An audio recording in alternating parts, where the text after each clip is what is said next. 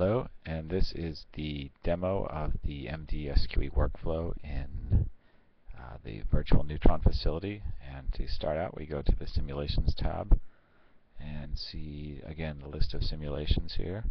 We click on New, and that brings up a list of physics engines. Some are macroscopic, others are more microscopic and quantum even.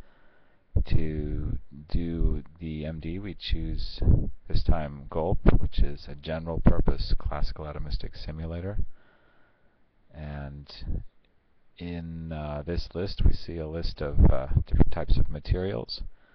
So we choose, for this demonstration, FCC aluminum at 300 Kelvin, and click Select.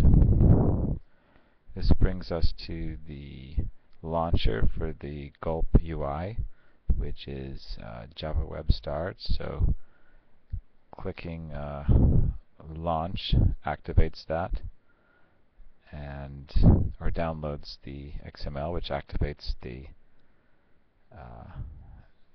Java interface, which we'll resize here to look in the screencast. And one can see the aluminum atoms have been loaded into it, and so have the unit cell parameters. For this MD simulation, we'll make a small 3x3x3 supercell without symmetry, and we'll move directly to it, to potentials. Each of these libraries has lots of different potentials in it.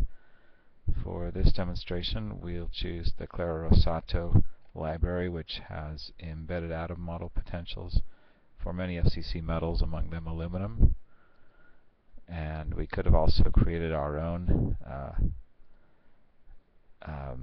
potential from scratch, but we leave that to another demo. So we move on then to, after choosing the library, to options, which we will not set right now, but there are a large number of options. And we move directly to the run type. The run type has many different types, from optimization to fitting all sorts of experimental data to phonons, both general phonons and phonon dispersions. But today we'll choose MD, and we choose particular ensemble, in this case just the simplest NVE ensemble, constant number, volume, and energy. We add MD to the run type list and set the temperature at 300 Kelvin. It's one of the advantages of MD is that we can take into account temperature and pressure changes. Close this pop-up. And we set the time step as 1 femtosecond, which is a nice stable time step. The equilibrium time is 10 picoseconds. Production time is 10 picoseconds, and we'll write out the state every time step.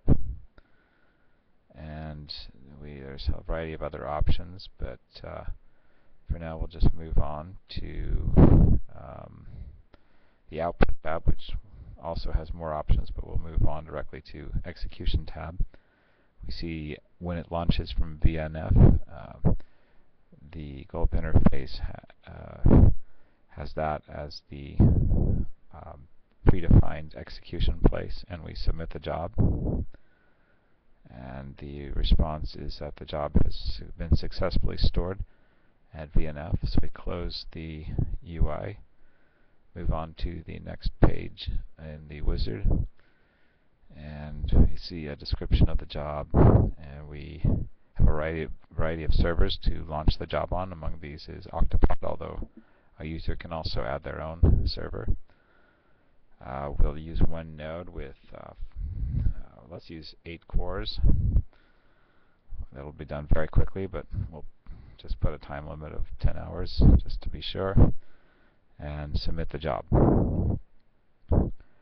And what this will do then for the user is that instead of having to SSH onto a remote server, SCP all the files over, look up how to stage the computational job and put it on their queue. This does it all for you. The user can just sit back and relax. And after that is all done magically, we see it keeps track of your jobs as well. In this case, you'll see it's running. So while it's running, we move on to previously done computation to use that to create an SQE. And this is in the Analysis tab. You can see some other analyses that have been done, coherent scattering functions and densities of states. We select New, and we can see the full list that are possible.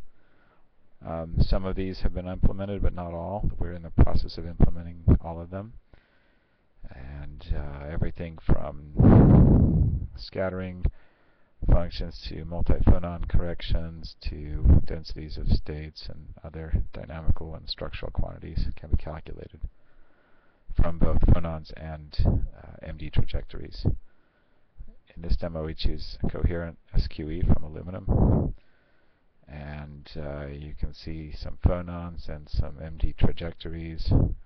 We'll choose this one for aluminum. This is still somewhat experimental, but we're rapidly bringing it up. And for the Q list, we just choose an isotropic Q list for a range over a range of Qs, and change it to that. For the various settings that need to be used, we can choose things like the units in the Q vectors, amount of time steps and frequency points that we want in Fourier transforms. We accept the defaults and click Save, and then submit that. And now, instead of waiting for that, we'll move directly to the atomic structures and look at a previously very roughly calculated SQE, which we're still refining, but this will give you an idea of what it looks like. We choose FCC aluminum at 300, and if we can look at the computed properties, among them are the SQEs. And again, kind of a first cut, very rough SQE, which is not very, doesn't even resemble an SQE, but soon will with further computation, is shown here for a range of Q vectors. And that concludes our demo.